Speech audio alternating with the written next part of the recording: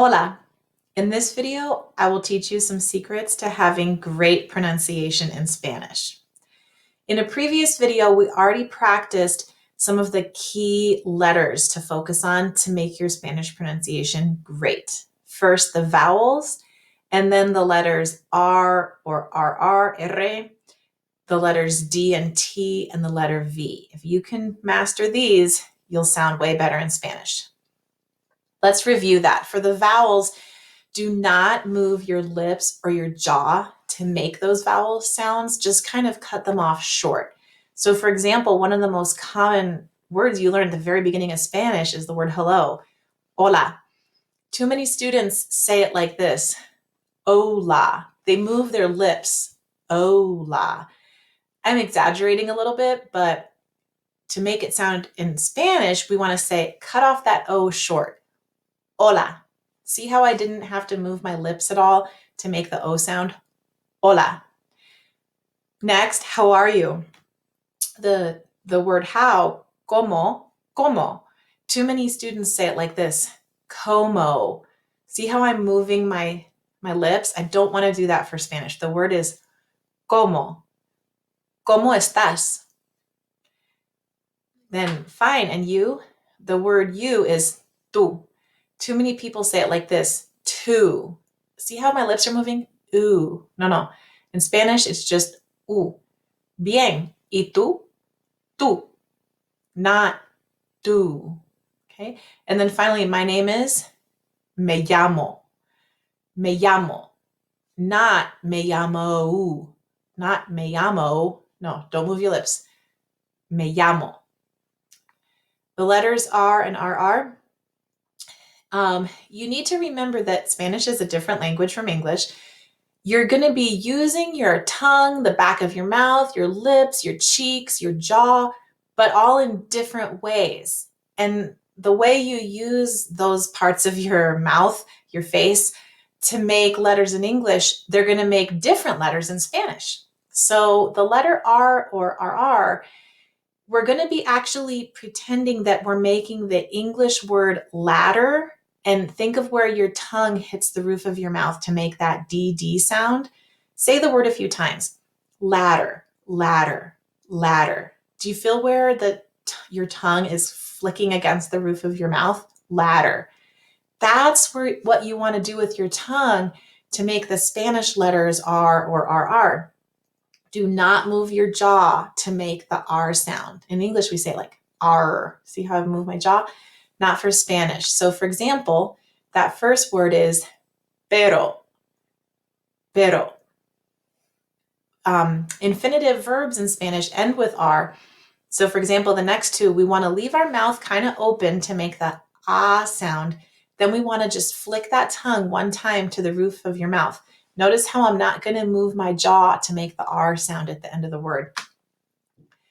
Hablar. Bailar.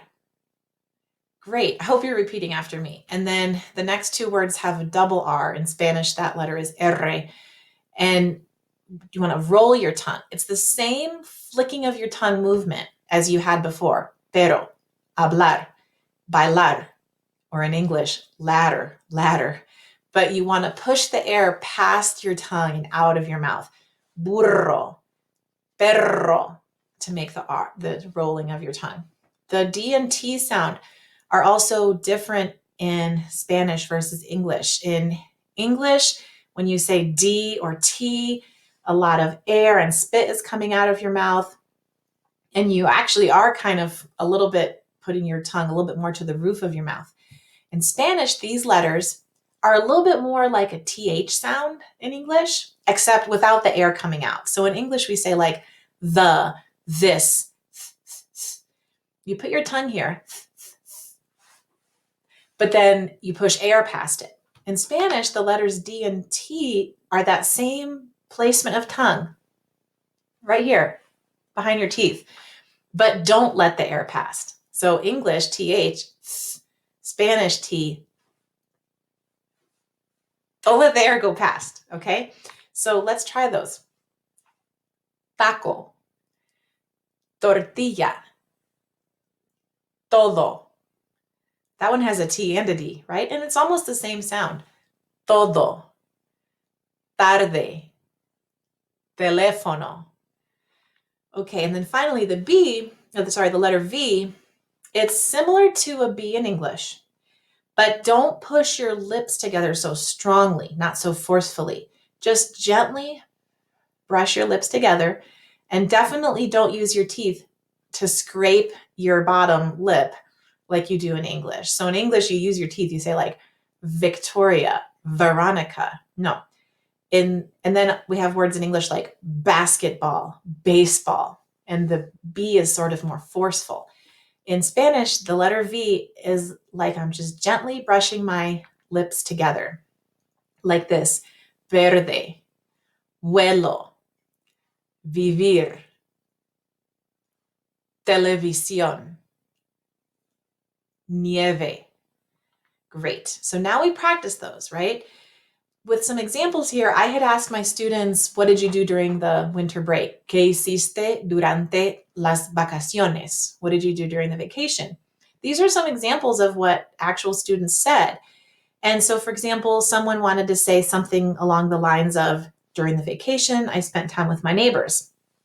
When they think of these words, they're applying the rules of English pronunciation of letters. And you might hear yourself say something like, durante las vacaciones, yo pasé tiempo con mis vecinos. Again, if you were watching my mouth and listening, you were thinking, oh yeah, that doesn't sound as good as usual. Because I'm pronouncing my D's and my V's and my T's and my vowels as if I were speaking English, and I'm just like reading the Spanish words. I have to remember I'm speaking in Spanish, so I have to pronounce the letters differently.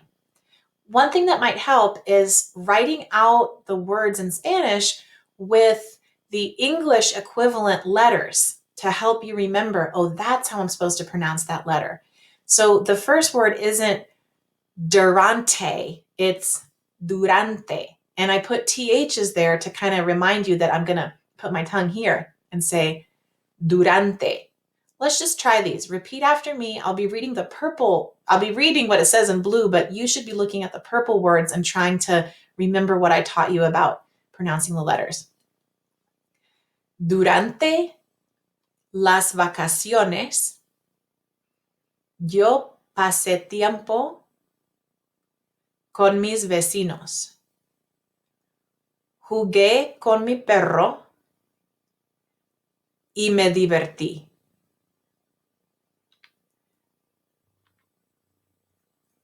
Después de visitar a nuestros tíos, fuimos a comprar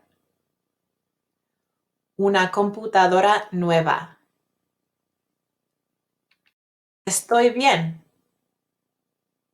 Mi regalo favorito fue un par de zapatos nuevos. Great. So remember, you're going to work on your vowels, T and D, R and V, to have awesome Spanish pronunciation.